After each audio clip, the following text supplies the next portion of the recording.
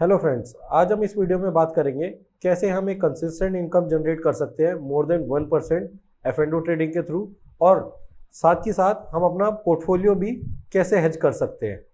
तो डायरेक्टली चलते हैं स्क्रीन पर। जैसा कि आप यहाँ पर देख सकते हैं, मैंने ये 23,000 की कॉल सेल कर रखी है मे सीरीज़ की। 229.70 पर ये मैंने सेल कर रखी है, 200 क्वांटिटी सेल कर रखी है। इन सारी चीज़ों का एक लॉजिक है किस लिए मैंने ये सेल करी है।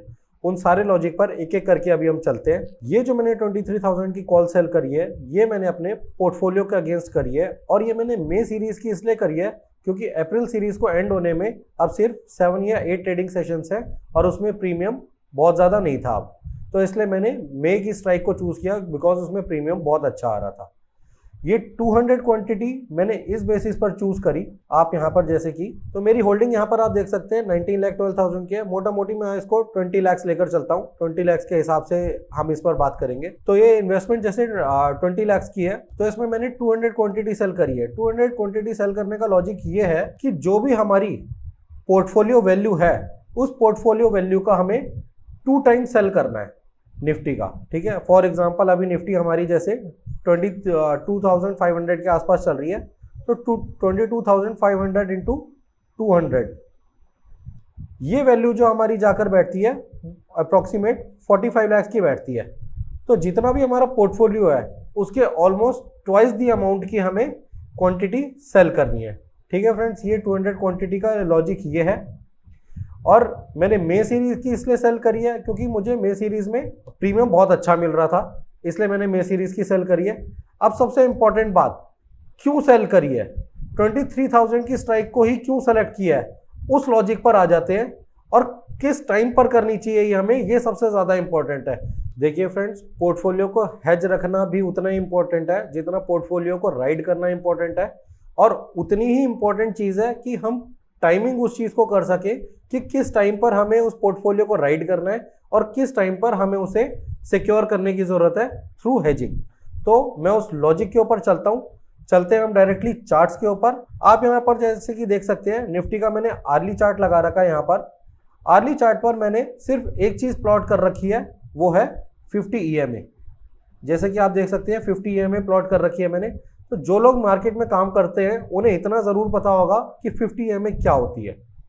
इस पर मैं डीप एनालिसिस पर नहीं जाऊंगा, उसके लिए आप और वीडियोस देख सकते हैं।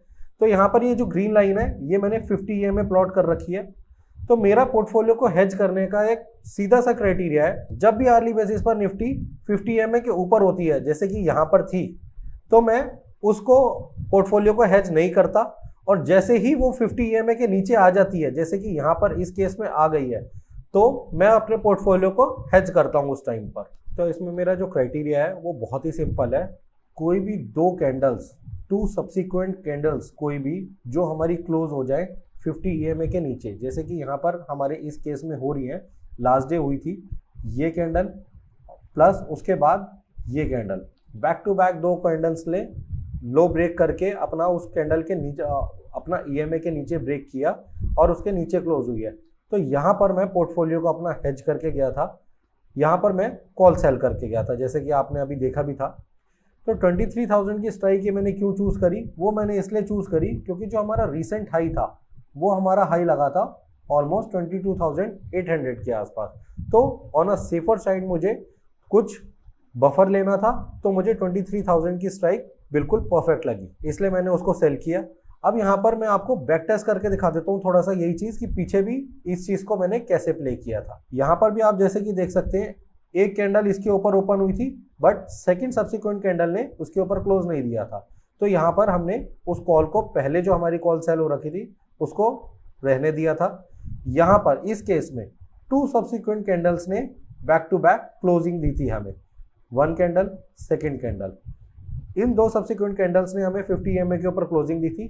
तो यहाँ पर मैं अपने पोर्टफोलियो को राइड कर रहा था, जैसे कि आप देख सकते हैं। उसके बाद यहाँ पर निफ्टी ने हायर हाई की फॉर्मेशन ही बनाई है, और उसके बाद वापस से जैसे ही मुझे लगा यहाँ पर, तो मैंने एक कॉल सेल कर दी है, एक कंसिस्टेंट रिटर्न जनरेट करने के लिए और अपने पोर्टफोलियो को हेज करने के लिए। अब मैं इस कॉल को अपनी वापस से स्क्वायर तभी करूँगा जब मुझे वापस से यहाँ की तरह कहीं, जैसे कि यहाँ पर हुआ था, यहाँ की तरह 2 सब्सिक्वेंट कैंडल्स को ही मिलेगी EMA के ऊपर क्लोज होते हुए। तब तक मेरा थीटा भी डिके हो चुका होगा और जो वैल्यू मुझे मिलनी होगी उसकी वो मिल चुकी होगी तब तक। आई होप गाइस ये वीडियो काफ़ी इंफॉर्मेटिव रही होगी आपके लिए, बिकॉज पोर्टफोलियो सभी का होता है और नहीं है तो मैं इस चीज़ को रिकमेंड करूंगा कि आपको पोर्टफोलियो अपना खुद से बिल्डअप करना चाहिए, बिकॉज जो आप पोर्टफोलियो खुद से बिल्डअप करते हैं वो हमेशा बहुत अच्छा प्रॉफिटेबल होता है। For more videos like this follow trade hedge. Thank you.